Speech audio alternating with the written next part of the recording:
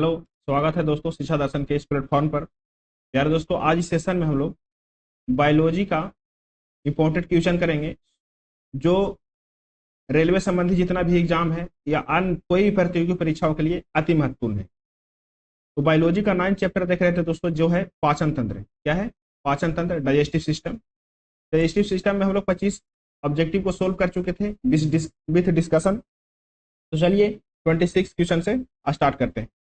इससे पहले आपसे अनुरोध है दोस्तों, आप इस चैनल पर नए हैं, चैनल को सब्सक्राइब करें, वीडियो को लाइक करें और इसी चैनल के प्ले लिस्ट में दोस्तों फिजिक्स का जो यूथ कंपटीशन बुक है, जो रेलवे संबंधी जो बुक है, उसको सोल्व किया गया है। तो आप इस प्ले लिस्ट में जा करके उसको जरूर देखें। तो चलिए शुरू करते हैं हम लोग बायोलॉजी का 9 चैप्टर पाचन तंत्र। इसमें क्वेश्चन नंबर फर्स्ट कहता है, हमारा पेट निम्नलिखित में से किस अम्ल का उत्पादन करता है? जो हमारा पेट है दोस्तों, निम्नलिखित में से किस अम्ल का उत्पादन करता है जो पाचन प्रक्रिया में सहायक होता है? कौन सा अम्ल का उत्पादन करता है? तो वो अम्ल है HCl, हाइड्रोक्लोरिक एसिड। कौन सा? HCl, hydrochloric acid. इसको उत्पादन करने से क्या होता है दोस्तों? जो पाचन प्रक्रिया है उसमें सहायक होता है HCl। जो हानिकारक जीवाणुओं है उसको नष्ट करता है HCl। अब देखते हैं जो हमारा पाचन तंत्र है, पाचन तंत्र, पाचन तंत्र अच्छा से समझेंगे डिस्कशन के साथ। पाचन तंत्र क्या है? पाचन तंत्र जो है वो आहार नल प्लस ग्रंथियों से मिलकर बना है। किससे बना है? आहार नल, आहार नाल प्लस ग्रंथियों से मिल करके, ग्रंथियों से मिल करके क्या बना है? पाचन तंत्र बना है। आहार नल सिर्फ आहार नल नहीं है, आहार नल में भी कई भाग हैं। आहार नल में पहला है मुख गुहा। मुख गुहा, इसका भाग है ग्रसनी। क्या है? ग्रसनी। सारे के बारे में अच्छा से डीपली हम लोग डिस्कशन करेंगे जितना भी पॉइंट है। उसके बाद है ग्रास नाली। क्या है? ग्रास नाली, ग्रास नली। चौथा पॉइंट है इसका अमाशय। क्या है? अमाशय। पांचवा पॉइंट है दोस्तों छोटी आंत। क्या है? छोटी आंत। छठा पॉइंट है बड़ी आंत, बड़ी आंत। इस सारे मिला के क्या बनते हैं? आहार नाल बनते हैं। प्लस में ग्रंथि मिला देंगे तो क्या बन जाएगा? वो पाचन तंत्र बन जाएगा। ग्रंथि का काम क्या है?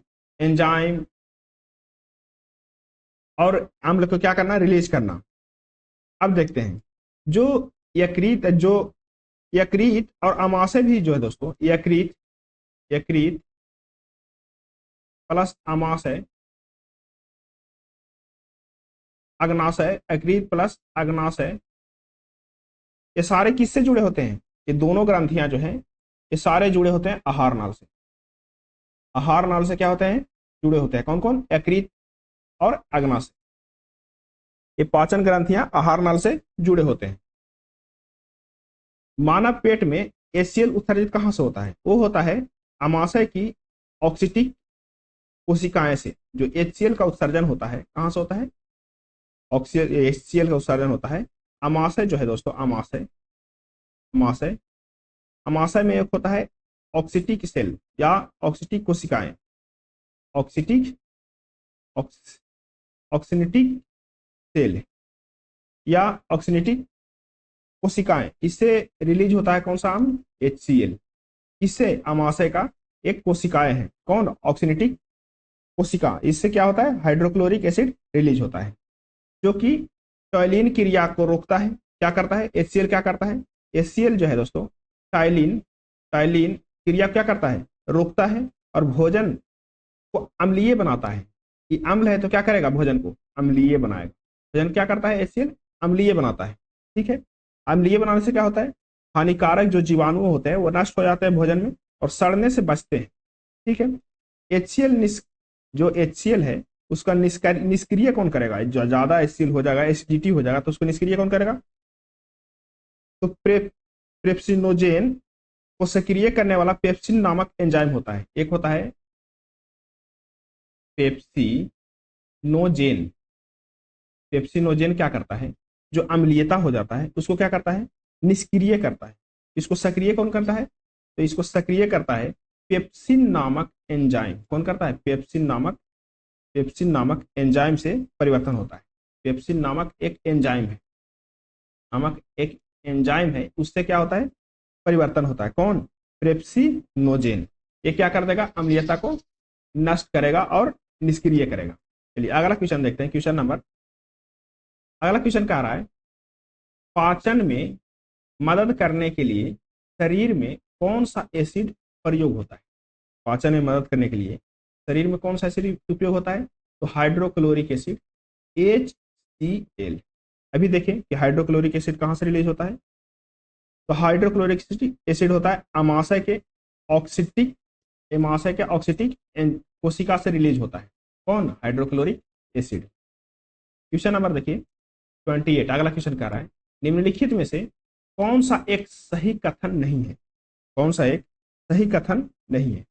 ऑप्शन ए में देखिए कह रहा है यकृत और अग्नाशय का स्राव अमाशय में होता है। यकृत और अग्नाशय का स्राव अमाशय में होता है, इसका स्राव होता ही नहीं है। यकृत और अग्नाशय का स्राव अमाशय में होता है, इन दोनों का स्राव होता ही नहीं है, तो अमाशय में होगा कहां से, यानी कि यही कथन इस क्वेश्चन के लिए सही है। चलिए अगला क्वेश्चन भी पढ़ लेते हैं। कह रहा है गैस्ट्रिक ग्रंथियां अमाशय में हाइड्रोक्लोरिक अम्ल और पेप्सिन एंजाइम श्लेष्मा मुक्त करती है। क्या करती है? मुक्त करती है। अगला ऑप्शन बोल रहा है श्लेष्मा। श्लेष्मा क्या है? श्लेष्मा अमाशय की अंदरूनी परत को अम्ल से बचाता है। श्लेष्मा जो है दोस्तों अमाशय के अंदरूनी परत होता है, उसका क्या करता है, उसको अम्ल से बचाता है। अम्ल से क्या होता है, जलने लगता है अंदर वाली परत, तो उसको कौन बचाता है? श्लेष्मा बचाता है। अगला ऑप्शन कह रहा है हाइड्रोक्लोरिक अम्ल पेप्सिन एंजाइम की क्रिया को आसान बनाने के लिए अम्लीय माध्यम का निर्माण करता है। अम्लीय माध्यम का क्या करता है? निर्माण करता है। इसके लिए ऑप्शन ए सही है, जो कह रहा है यकृत और अग्नाशय का स्राव अमाशय में होता है, यानी कि ये गलत है और यह क्वेश्चन के लिए सही है। ठीक है, अग्नाशय जो है दोस्तों, यकृत जो है, यकृत से क्या निकलता है? पित्तरस निकलता है। यकृत से पित्तरस वाइल जूस जो होता है दोस्तों, पित्तरस रिलीज होता है। किससे? यकृत से। अब पित्ताशय में सांद्रित होता है। कहां होता है? पित्ताशय में सांद्रित होता है या जमा होता है। कहां? पित्ताशय में। अगला क्वेश्चन देखिए।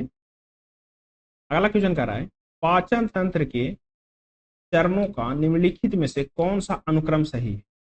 जो पाचन तंत्र स्टार्ट होता है और कहां पे लास्ट होता है, वो क्रम दिया हुआ है, तो कौन सा क्रम सही है। जो पाचन तंत्र है दोस्तों, पाचन तंत्र इसको समझते हैं। पाचन तंत्र जो भोजन का पाचन होता है, संपूर्ण प्रक्रिया 5 अवस्था से होकर गुजरता है। कितने अवस्था से? 5 अवस्था से होकर के गुजरता है। 5 अवस्था से। कौन कौन सी अवस्था है? तो पहला जो है अंत ग्रहण करते हैं। क्या करते हैं? अंत ग्रहण। इसको इंग्लिश में बोलेंगे क्या बोलेंगे? इंजेशन। उसके बाद क्या स्टार्ट होगा दोस्तों? उसके बाद दूसरा है पाचन। क्या है? पाचन। इसको बोलेंगे डाइजेशन। क्या बोलेंगे इसको? डाइजेशन। तीसरा है अवशोषण। तीसरा क्या है? अवशोषण। इसको बोलेंगे हम लोग एब्जॉर्प्शन। क्या बोलेंगे? एब्जॉर्प्शन।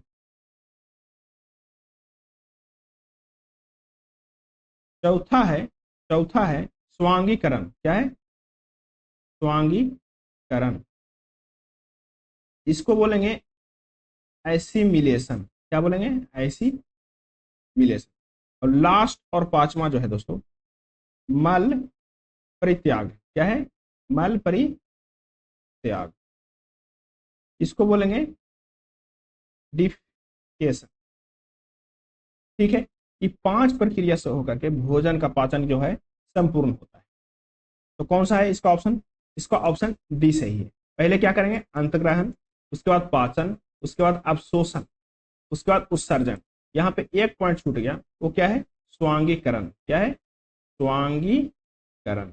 लेकिन ये अनुक्रम जो है सही है। ठीक है, ऑप्शन इसके लिए डी सही है। क्वेश्चन नंबर 30 देखिए, कह रहा है पाचन तंत्र, जो पाचन तंत्र है, पाचन तंत्र के इनमें से किस अंग की आकृति जो है वो वर्णमाला जे की, जो अंग्रेजी वर्णमाला है जे के समरूप है। कौन सा अंग है? वो अंग है अमाशय। कौन सा अंग है? अमाशय। अमाशय का जो आकृति है वो वर्णमाला जे की तरह है। किसकी तरह? अंग्रेजी वर्णमाला जे की तरह है। यह भोजन को क्या करता है? यह भोजन नली, यह भोजन नली तथा छोटी आंच के बीच स्थित होता है। कहाँ स्थित है अमाशय? जो भोजन नली है, भोजन नली प्लस छोटी आंत के बीच में स्थित होता है। कहाँ होता है? छोटी आंत के बीच में स्थित होता है। कौन? अमाशय। अमाशय। यहाँ क्या होता है? यहाँ भोजन रस के साथ मथता है। जो भोजन जो है, भोजन रस के साथ क्या होता है? रस के साथ मथाता है या उसमें मिलाया जाता है। कहाँ? अमाशय में। ठीक है, जिसे हम क्या कहते हैं? काइमा कहते हैं। जहां मथा जाता है उसको क्या कहते हैं? उसको काइमा कहते हैं। काइमा कहते हैं। हम क्या कहते हैं उसको? काइमा कहते हैं। ठीक है, अमाशयी पाचन प्रक्रिया पूर्ण हो जाने पर उसे क्या कहते हैं? आगे कहाँ भेजते हैं? छोटी आंत में भेजते हैं। आगे कहाँ भेजते हैं? आगे छोटी आंत में भेजते हैं। और छोटी आंत का भाग हम बताए थे, पिछले वीडियो में देखे थे। ड्यूडेनम 3 टाइप था, 3 भाग था छोटी आंत के। अब ये जो छोटी आंत का पहला भाग है वो क्या है? ग्रहणी। क्या है? ग्रहणी। इंग्लिश में क्या बोलते हैं इसको? ड्यूडेनम। क्या बोलते हैं? डियोडेनम। तो जब अमाशय में मथा जाता है, कायमा प्रक्रिया हो जाती है, रस मिल जाता है उसमें, तो छोटी आंत में भेज देता है भोजन के। कहाँ भेजता है? ग्रहणी में भेजता है, ड्यूडेनम में भेजता है। ड्यूडेनम की ओर धकेल देता है। क्या करता है? धकेल देता है। अब उसके बाद क्या होता है? अमाशय एवं ग्रहणी के बीच एक पेशीय कपट होती है। जो अमाशय है दोस्तों, अमाशय, अमाशय, अमाशय हो गया, अमाशय, और यहाँ पे हो गया ग्रहणी, जो छोटी आंत का भाग है। क्या है? छोटी आंत का भाग। यहाँ से चलाया, इसके बीच में एक पेशीय कपट होती है। क्या होती है? कपट होती है, द्वार होती है, जो ढक्कन की तरह होता है। वो कपट द्वार को, कपट द्वार होती है। क्या होती है? पेशीय कपट होती है। इसको बोलते हैं हम लोग पेशीय कपट। पेशीय कपट। अब इसका काम क्या है? पेशीय कपट का काम, इसका नाम है पायरोलिक बल्ब। क्या बोलते हैं इसको? Pyrolic bulb. पाइरोलिक, पाई, pyloric, pyloric, pyloric, pyloric bulb है। क्या है? पाइलोरिक बल्ब है। इसका काम क्या है दोस्तों? ये भोजन को तो नीचे आने देगा लेकिन नीचे से ऊपर नहीं जाने देगा। क्या करेगा? ये भोजन को नीचे आने देगा लेकिन नीचे से ऊपर नहीं जाने देगा। ये किसका भाग है? ये अमाशय का भाग है। किसका भाग है? अमाशय का भाग है। ठीक है, इसी के थ्रू क्या होता है? छोटी आंत में भोजन प्रवेश होता है अमाशय से। अगला क्वेश्चन कह रहा है, मानव शरीर में वसा का पाचन मुख्यतः में होता है। जो वसा का पाचन है दोस्तों, फैट का पाचन, फैट का पाचन कहाँ होता है मुख्यतः? तो फैट का जो पाचन है मुख्यतः कहाँ होता है? वो होता है छोटी आंत में। छोटी आंत में फैट का पाचन होता है। एक हम लोग ऑब्जेक्टिव देखे थे, उसमें शाकाहारी, पिछले वीडियो में शाकाहारी और मांसाहारी के बारे में पढ़े थे। क्या पढ़े थे? शाकाहारी और मांसाहारी के बारे में पढ़े थे कि छोटी आंत की लंबाई शाकाहारी में बड़ा होता है या मांसाहारी में बड़ा होता है। तो शाकाहारी में छोटी आंत का लंबाई जो है दोस्तों वो बड़ा होता है और मांसाहारी में छोटा होता है। क्यों बड़ा होता है, क्यों छोटा होता है, आप कमेंट करके जरूर बताइए। पिछले वीडियो देखे होंगे तो आपको पता होगा। चलिए इस क्वेश्चन पे आते हैं। कह रहा है मानव शरीर में वसा का पाचन कहाँ होता है? तो वसा का पाचन जो है, फैट का डाइजेशन कहाँ होता है? छोटी आंत में होता है। ठीक है, वसा का पाचन क्षुद्रांत में होता है। कहाँ होता है? छोटी आंत का एक और नाम है दोस्तों। कहाँ होता है छोटी आंत को? एक और नाम क्या जानते हैं? तो छोटी आंत का एक और नाम है, छोटी आंत का एक और नाम है क्षुद्रांत। क्या है? क्षुद्रांत। छोटी आंत का एक और नाम क्या है? क्षुद्रांत। छोटी आंत का एक और नाम क्या है? क्षुद्रांत। ठीक है, छोटी आंत का एक और नाम है क्षुद्रांत। क्षुद्रांत में बसा बड़े बड़े कणों के रूप में होते हैं। पहले इसमें जब क्षुद्रांत में छोटी आंत में आते हैं तो बसा क्या होता है? बसा जो है पहले बड़ा बड़ा कणों के रूप में होते हैं। किसके रूप में होते हैं? बड़ा बड़ा कणों के रूप में होते हैं। क्षुद्रांत में आते हैं तो उसका यह रूप, उस पर एंजाइम की क्रिया विधि से बाधा उत्पन्न होती है। एंजाइम के जो क्रिया विधि होते हैं, एंजाइम आते हैं, एंजाइम मिलती है, एंजाइम, तो इसमें क्या होता है? क्रिया विधि में क्या करता है? बाधा उत्पन्न करता है। जब बड़ा बड़ा इसका होता है तो क्या होता है? कण बाधा उत्पन्न करता है एंजाइम की क्रिया विधि में। यकृत से स्रावित होता है एक पीतरस। यकृत से कौन सा स्रावित होता है? एक पीतरस स्रावित होता है। अब पीतरस जब आएगा, बाइल जूस, बाइल जूस जब आएगा पीतरस, तो पीतरस क्या कर देगा? इसको छोटे छोटे कणों में विभाजित कर देगा। क्या कर देगा? छोटे छोटे कणों में क्या कर देगा? डिवाइड कर देगा। कौन? पीतरस। जिससे वसा का एंजाइम क्रियाशीलता बढ़ जाता है। अब पितरस जब छोटा छोटा कर देगा तो एंजाइम क्रियाशीलता क्या हो जाएगा, बढ़ जाएगा। और जब एंजाइम क्रियाशीलता बढ़ जाएगा तो क्या होगा, उसकी छोटी आंत में पाचन हो जाएगी। अगला क्वेश्चन देखिए, अगला क्वेश्चन कहता है, अगला क्वेश्चन देखते हैं, अगला क्वेश्चन देखते हैं। कह रहा है मानव के अमाशय में कौन सा अम्ल उत्पन्न होता है। अमाशय में दोस्तों, इसमें अमाशय में आपको बताए थे कि अमाशय में एक अम्ल उत्पन्न होता है। उस अम्ल को क्या कहते हैं, उस अम्ल को बोलते हैं हाइड्रोक्लोरिक अम्ल, HCl।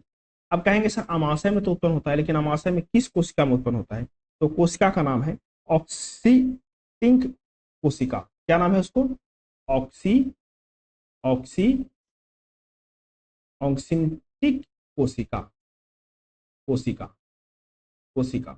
इसके अंदर क्या होता है, इसके अंदर जो है से HCl अम्ल का रिलीज होता है, ठीक है, हाइड्रोक्लोरिक अम्ल निकलता है, जो भोजन के साथ आए हुए जीवाणुओं क्या करता है, नष्ट कर देता है। दोस्तों जो भोजन के साथ जो हानिकारक जीवाणु आते हैं उसको क्या करता है, HCl नष्ट करता है। अगला क्वेश्चन देखिए, कह रहा है निम्न में से कौन सा एंजाइम अग्नाशय द्वारा स्रावित होता है। अग्नाशय द्वारा स्रावित होता है, अमाशय द्वारा नहीं, अग्नाशय द्वारा स्रावित होता है, कौन सा एंजाइम है। तो एंजाइम जो है, कौन सा एंजाइम है, अग्नाशय द्वारा 3 प्रकार के एंजाइम स्रावित होता है। कितना प्रकार के एंजाइम स्रावित होता है दोस्तों, 3 प्रकार के। अब आपको जानना जरूरी है कि वह कौन कौन सा एंजाइम है। तो पहला एंजाइम जो है वो ट्रिप्सिन है। कौन सा है, ट्रिप्सिन, पहला एंजाइम है ट्रिप्सिन। दूसरा एंजाइम है एमाइलेज। क्या है, एमाइलेज, एमाइलेज। तीसरा एंजाइम है लाइपेज, लाइपेज। ये 3 प्रकार के एंजाइम रिलीज होता है, किससे, अग्नाशय से। अब कहेंगे कि ट्रिप्सिन, एमाइलेज, लाइपेज, इसका काम क्या है, एमाइलेज, लाइपेज, इसका काम क्या है। तो ट्रिप्सिन जो है दोस्तों, यह प्रोटीन एवं पेप्टोन को पॉलीपेप्टाइड तथा अम्लीय में परिवर्तन करता है। क्या करता है, यह प्रोटीन को, प्रोटीन एवं पेप्टोन, प्रोटीन एवं पेप्टोन को क्या करता है, पॉलीपेप्टाइड में, को पॉलीपेप्टाइड्स तथा अम्लों में परिवर्तन करता है। अम्लों में क्या करता है, परिवर्तन करता है। कौन, ट्रिप्सिन। अब आया एमाइलेज। एमाइलेज क्या करेगा, एमाइलेज मंड को घुलनशील में परिवर्तन करता है। मंड कहने का मतलब स्टार्च, स्टार्च को क्या करता है, घुलनशील, यानी कि घुलनशील शर्करा बनाता है। मंड को घुलनशील, घुलनशील शर्करा बनाता है। कौन बनाता है, एमाइलेज, घुलनशील शर्करा बनाता है। कौन, एमाइलेज बनाता है। ठीक, एमाइलेज का यही काम है, जो स्टार्च होता है दोस्तों उसको घुलनशील शर्करा में परिवर्तन करना। अब आ गया लाइपेज। लाइपेज क्या करता है, इमल्सिफाइड वसाओं को ग्लिसरीन तथा फैटी एसिड में परिवर्तन करता है। क्या करता है, इमल्सिफाइड, इमल्सिफाइड वसा जो होता है, वसाओं को क्या करता है, इमल्सिफाइड वसाओं को ग्लिसरीन,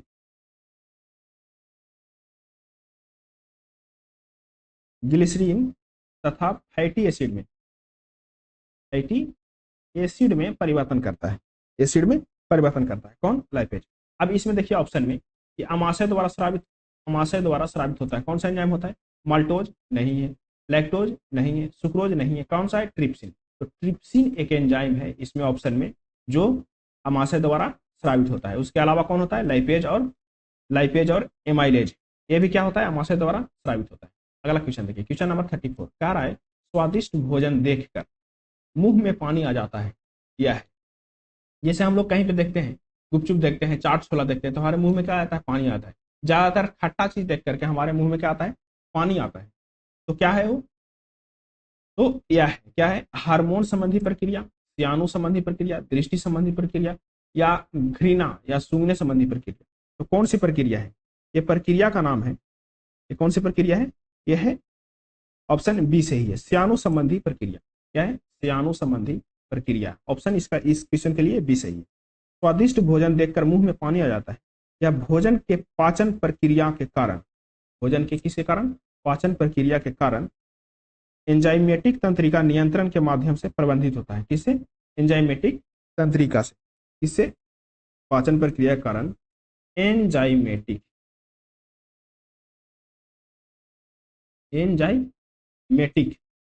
तंत्रिका नियंत्रण, एंजाइमेटिक तंत्रिका नियंत्रण के माध्यम से प्रतिबंधित किए जाते हैं। क्वेश्चन नंबर देखिए, क्वेश्चन नंबर 35 कह रहा है निम्न जानवरों में से किसे अपेक्षाकृत अधिक लंबी छोटी आंत होता है।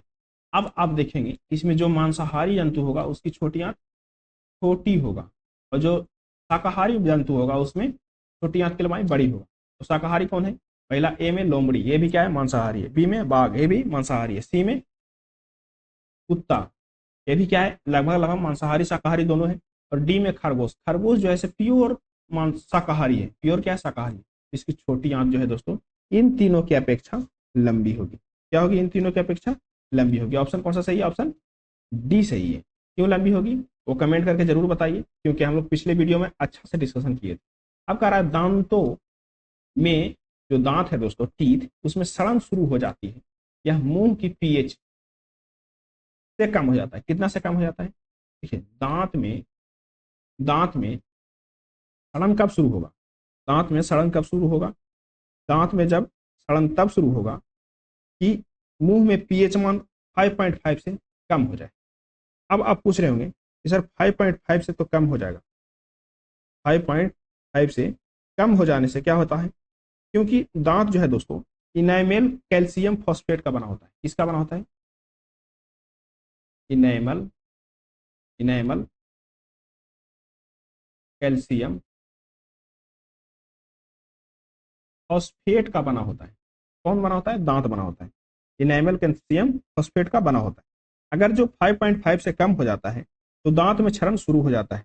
जब भोजन अवशेष मुंह में बच जाते हैं, जब भोजन आप करते हैं, भोजन आप जब करते हैं तो कुछ छोटा छोटा टुकड़ा क्या करता है? क्या होता है? मुंह में रह जाता है, मुंह में बच जाता है।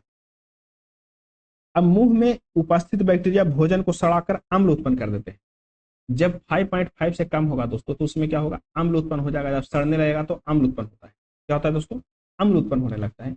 आपको पता होगा जिसकी पीएच 7 से कम वो अम्ल होता है, जिसकी पीएच 7 से ऊपर वो क्षार होता है। ठीक है, जब 7 से कम हो, जब 5.5 से कम होने लगेगा, एक तो मुंह का पीएच जो है 5.5 होता है, उससे भी कम होने लगेगा तो यानी कि कहने का मतलब अम्ल उत्पन्न होने लगेगा बैक्टीरिया को जो भोजन को सड़ा देते हैं उसके कारण।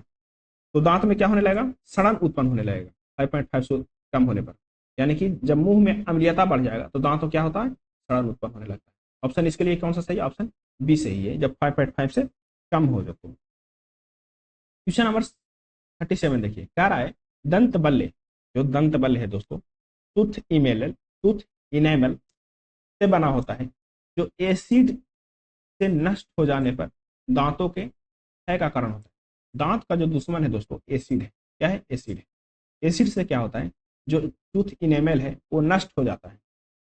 टूथ इनेमल जो है वो नष्ट हो जाता है। तो किससे बना होता है? तो ये बना होता है कैल्शियम फॉस्फेट से। कैल्शियम फॉस्फेट से अभी देखे थे हम लोग, कैल्शियम फॉस्फेट देखे थे। इनेमल कैल्शियम फॉस्फेट से बना होता है।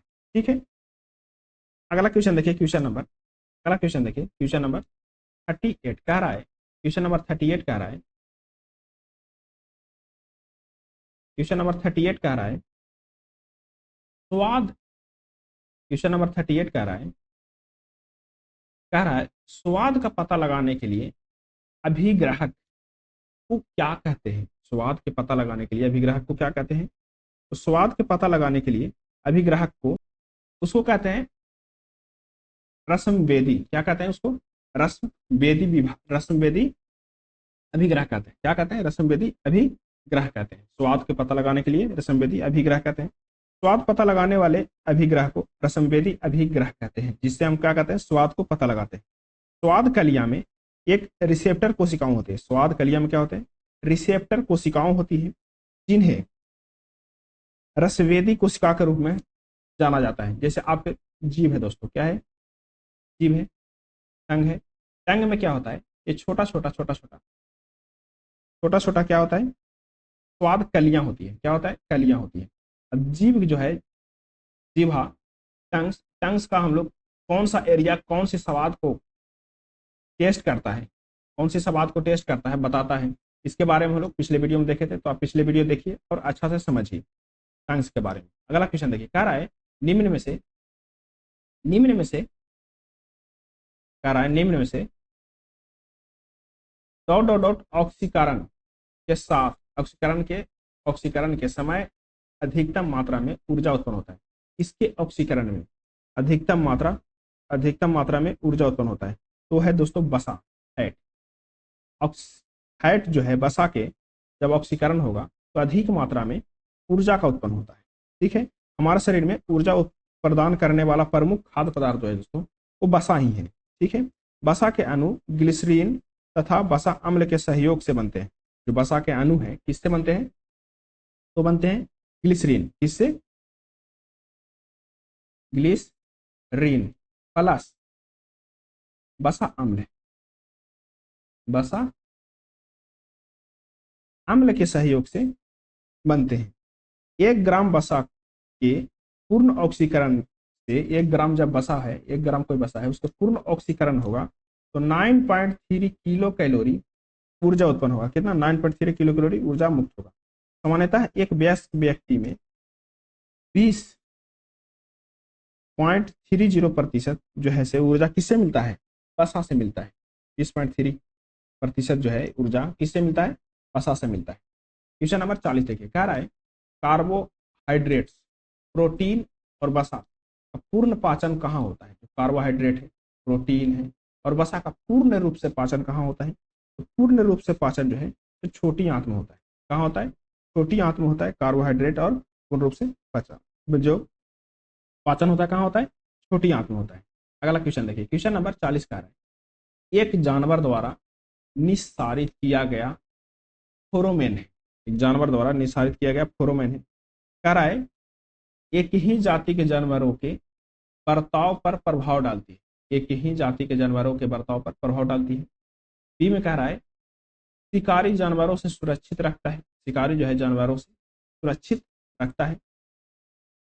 सी कह रहा है अपने खाद्य के लिए शिकार को आकर्षित करता है। और डी कह रहा है उपयुक्त में से कोई नहीं। जो कह रहा है दोस्तों एक जानवर द्वारा निस्तारित की जाती है, तो एक जानवर द्वारा निस्तारित एक की जाती है।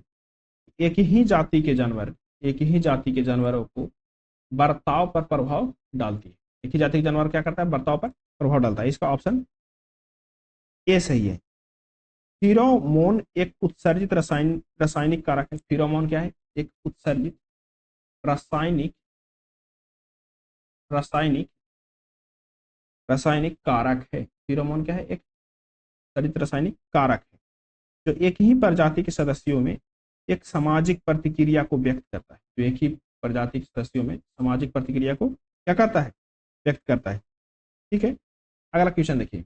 अगला क्वेश्चन कह रहा है, क्वेश्चन नंबर 42 कह रहा है प्रोटीन की कमी से निम्न में से कौन सी बीमारी होती है। प्रोटीन की कमी से, जो प्रोटीन है दोस्तों उसकी कमी से कौन सी बीमारी होती है, तो क्वासियोकर। कौन सी बीमारी होती है, क्वासियोकर बीमारी जो है वो प्रोटीन के कमी से होती है। ऑप्शन ये सही है। क्वासियोकर बीमारी किससे होती है, प्रोटीन के कमी से होती है।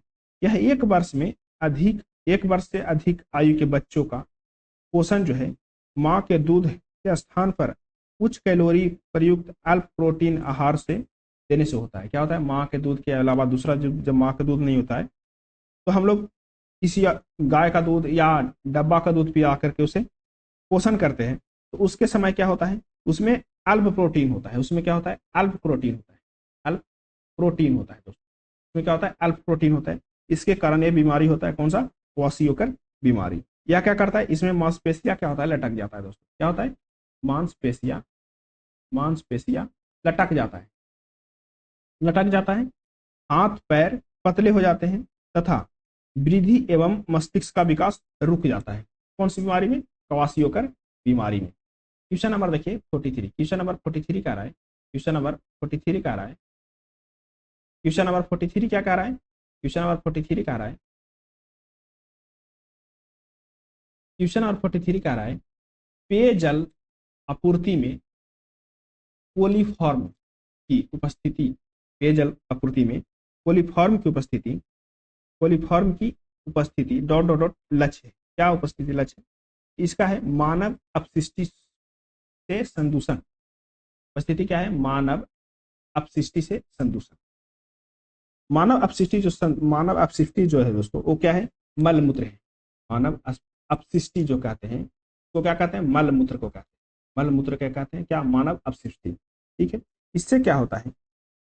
जो विशेष रूप से ई कोलाई की उपस्थिति से निर्धारित होता है। किससे? ई कोलाई की उपस्थिति से निर्धारित होता है। जब प्रदूषित पानी को पीने या खाना बनाने में प्रयोग किया जाता है तो इससे क्या होता है? हैजा हो जाता है दोस्तों। क्या होता है? बीमारी होता है हैजा, दस्त, टाइफाइड, एमीबायोसी, पीलिया, जल जनित रोग फैलता है। इससे मानव अपशिष्ट से, मलमूत्र से।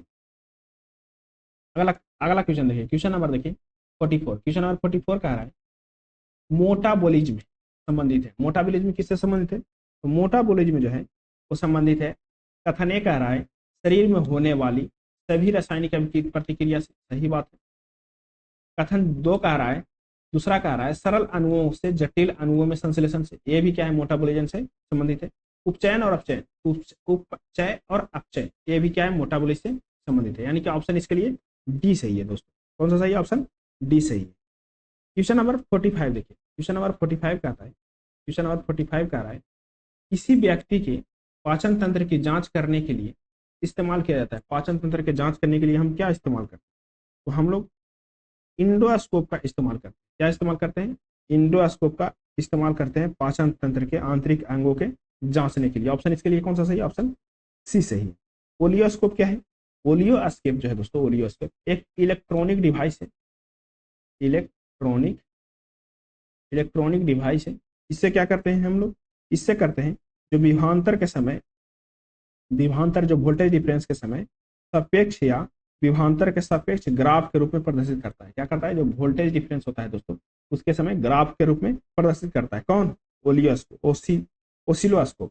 उसके बाद हम लोग देखेंगे माइक्रोस्कोप। माइक्रोस्कोप क्या है? माइक्रोस्कोप एक सूक्ष्मदर्शी है दोस्तों। वो क्या करता है? वो करता है जो मानव आंख द्वारा नॉर्मली नहीं देखा जाता तो वस्तु को क्या करता है? बड़ा करके दिखाता है।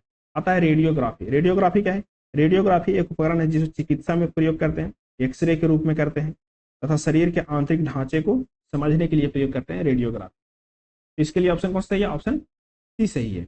अगला क्वेश्चन देखिए, क्वेश्चन नंबर देखिए, अगला क्वेश्चन देखिए, क्वेश्चन नंबर 46 देखिए। कह रहा है निम्नलिखित में से कौन पाचन तंत्र का हिस्सा नहीं? पाचन तंत्र का हिस्सा यकृत भी है, अमाशय भी है और मुंह भी है। यहाँ से तो स्टार्टिंग होता है। हृदय जो है दोस्तों वो पाचन तंत्र का हिस्सा नहीं है, वो श्वसन तंत्र का हिस्सा है। किसका है? पाचन तंत्र का हिस्सा नहीं है। अगला क्वेश्चन देखिए, अगला क्वेश्चन देखिए, क्वेश्चन नंबर 47 कह रहा है निम्नलिखित में से किसमें होमोडोंट दांत पाए जाते हैं? होमोडोंट कहने का मतलब दोस्तों, होमोडोंट दांत पाए जाते हैं। इसमें होमोडोंट दांत पाए जाते हैं। स्तनधारियों का दांत जो होता है दोस्तों, तो थीकोडोंट, होमोडोंट और ज्यादा जो है डाइफियोडोंट होते हैं। जो स्तनधारी है, क्या है? स्तनधारियों का दांत कैसा होता है? स्तनधारियों का दांत होता है थीकोडोंट।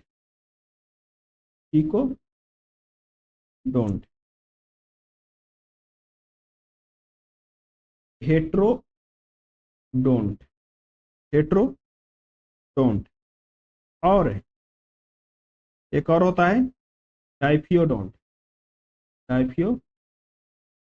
ये सब क्या है? स्तनधारियों के दांत होते हैं। लेकिन मछली क्या होता है दोस्तों? मछली का जो मछली है उसका होता है acrodont plus homodont. Acrodont plus homodont, ये क्या है? ये मछली का दांत। तो इसके लिए एक ऑप्शन कौन सही है? ऑप्शन ए सही है। ऑप्शन ए सही है, मछली का। क्वेश्चन नंबर 48 का रहा है टीथोडम ड्यूडोनम, या इसको क्या बोलेंगे? ड्यूडोनम भाग है। किसका भाग है? ड्यूडोनम देखे थे। ड्यूडोनम क्या है? किसका भाग है? वो है ड्यूडोनम, छोटी आंत का भाग है। किसका भाग है? ड्यूडोनम, छोटी आंत का भाग है ड्यूडोनम। क्वेश्चन नंबर 49 देखिए। कह रहा है पाचन तंत्र में मौजूद रस, पाचन तंत्र में मौजूद रस कौन सा होता है? तो होता है HCl, हाइड्रोक्लोरिक एसिड। पाचन तंत्र में कौन सा मौजूद रस है? HCl है, हाइड्रोक्लोरिक एसिड। Hydrochloric acid. अगला क्वेश्चन देखिए, क्वेश्चन नंबर, लास्ट क्वेश्चन है, क्वेश्चन नंबर 50। क्वेश्चन नंबर 50 कह रहा है दांत का इनेमल बना होता है, किससे बना होता है दांत का इनेमल?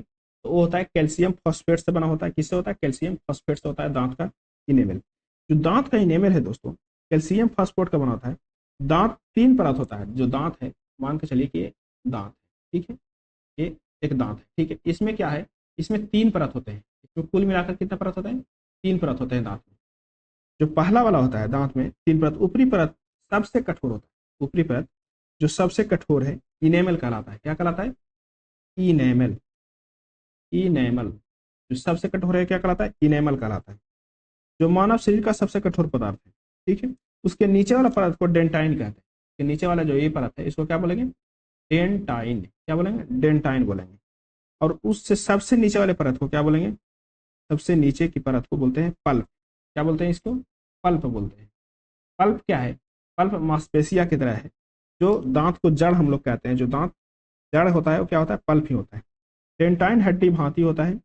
पल्प रक्त वाहिनी होता है। रक्त वाहिनी होता है। सबसे नीचे दांत की जड़ या मूल किसमें होता है? पल्प में ही होता है। पल्प में ही होता है। ये हम लोग कुल मिलाकर के 25 ऑब्जेक्टिव सोल्व किए विथ डिस्कशन। तो आपको थोड़ा भी अच्छा लगा होगा दोस्तों तो इस चैनल को सब्सक्राइब करें, वीडियो को लाइक करें। और इसी चैनल के नाम से दोस्तों, शिक्षा दर्शन के नाम से ही टेलीग्राम ग्रुप है, उसमें जुड़िए। उसमें क्या पीडीएफ, वीडियो लिंक आदि सेंड करते हैं तो आपको आसानी से सारा नोटिफिकेशन मिल जाएगा। तो चलिए रहने देते हैं यहीं तक के। आप इसमें कुछ भी कमी लगा होगा तो आप सजेशन के रूप में कमेंट करके कुछ ना कुछ सुझाव दे सकते हैं दोस्तों। सबको जानता है कि एक बार में कोई सही नहीं कर सकता है, तो कुछ ना कुछ सुधार करने की कोशिश करेंगे। तो लास्ट तक देखने के लिए बहुत बहुत धन्यवाद।